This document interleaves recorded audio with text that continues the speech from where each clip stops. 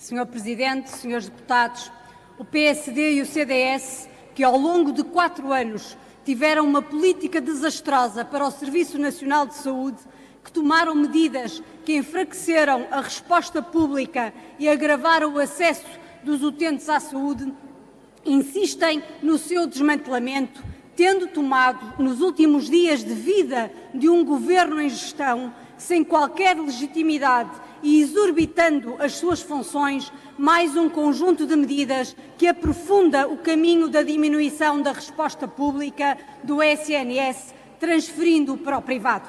São disto exemplo a resolução do Conselho de Ministros relativa aos acordos com as misericórdias e o despacho sobre a rede de urgências.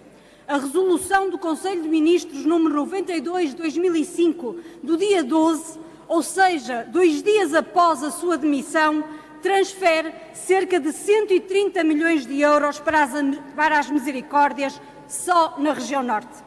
Transferência que suscita as maiores dúvidas quanto à sua legalidade. Foi o anterior governo, PSD-CDS, que em 2013 legislou com vista a transferir para o setor social, cooperativo e para as misericórdias qualquer serviço do SNS, seja dos cuidados primários, seja dos cuidados hospitalares. O despacho sobre a rede de urgências determina o encerramento de 11 serviços de urgência e a desclassificação de outros, de que os exemplos do Hospital da Póvoa de Varzim, de Mirandela e de Chaves são paradigmáticos. Foi a contestação das populações e dos autarcas que obrigou o Governo, à última da hora, a corrigir mais este golpe na prestação de cuidados de saúde.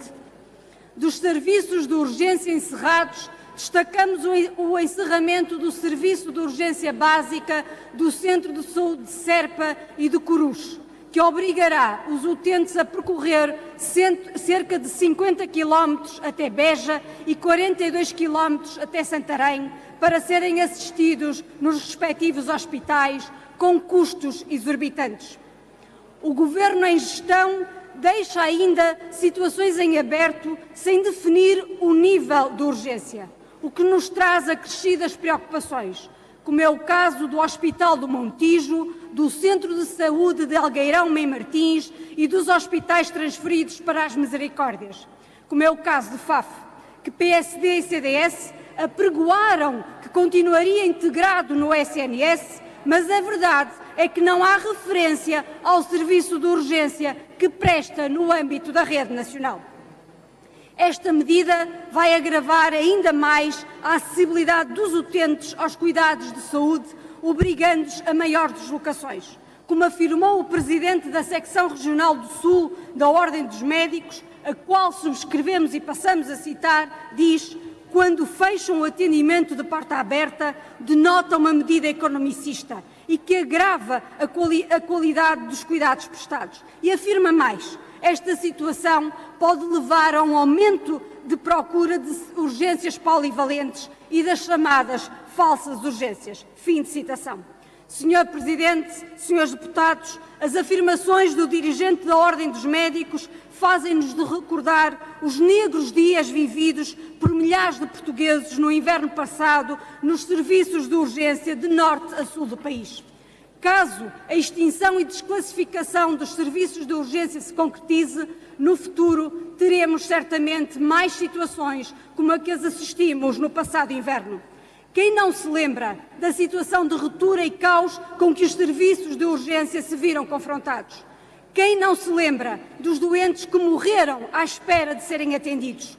Quem não se lembra dos doentes internados nos corredores dos hospitais porque não havia camas nos serviços para os acolher?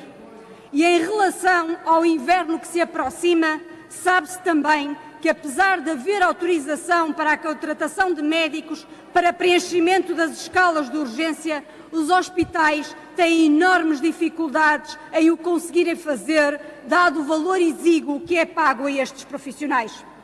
Senhor Presidente, senhores deputados, não são só estas medidas que estão a enfraquecer o Serviço Nacional de Saúde e o acesso dos utentes. Por estes dias, temos sido brindados com notícias e relatos que dão conta das dificuldades dos jovens médicos em aceder a uma especialidade. Soubemos que no concurso deste ano poderá, pela primeira vez, ficar mais de uma centena de médicos sem colocação, dado o número insuficiente de vagas face ao número de internos que terminaram a formação do ano comum. Acaso isso aconteça, pela primeira vez teremos um conjunto de médicos indiferenciados, o que significa uma desqualificação na formação médica e na redução de direitos que terá reflexos negativos nos cuidados de saúde prestados. Esta situação tem causas e elas radicam nas opções políticas do governo PSD-CDS, da desvalorização social e profissional dos profissionais de saúde, que levou, no caso dos médicos, a saídas extemporâneas e de concentração e encerramento de serviços e valências.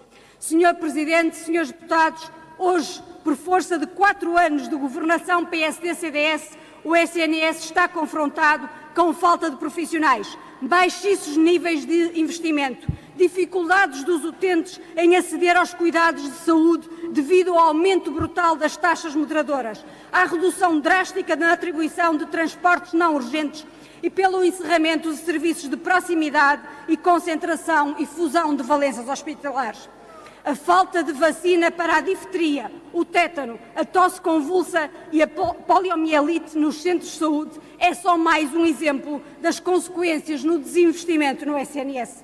O governo PSD-CDS, termino já, Sr. Presidente, o governo PSD-CDS acentuou o caminho da desresponsabilização do Estado na prestação de cuidados de saúde por via da transferência da prestação de cuidados do setor público para o setor privado e pela municipalização da saúde, pondo em causa princípios basilares do SNS, universal e geral, ao mesmo tempo que põe em causa a qualidade de serviço e a segurança dos utentes.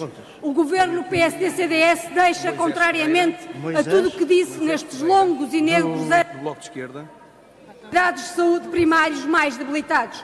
Não cumpriram a promessa de atribuir médico de família a todos os portugueses e o enfermeiro de família continua a ser uma miragem na esmagadora maioria dos centros de saúde. O propalado reforço dos cuidados de saúde primários apenas consistiu no encerramento das extensões de saúde e serviços e valências. Senhor Presidente, senhores deputados, o que os portugueses precisam é de um SNS com profissionais motivados, valorizados social e profissionalmente, de proximidade e equipados com recursos humanos. Estou mesmo a terminar, Sr. Presidente. Técnicos e financeiros adequados para alcançar tais objetivos concretos de redução do tempo de espera para consulta, cirurgia, exames, tratamentos, de forma a assegurar cuidados de saúde de qualidade e em tempo útil. É isto que o país precisa, é isto para que estamos a trabalhar.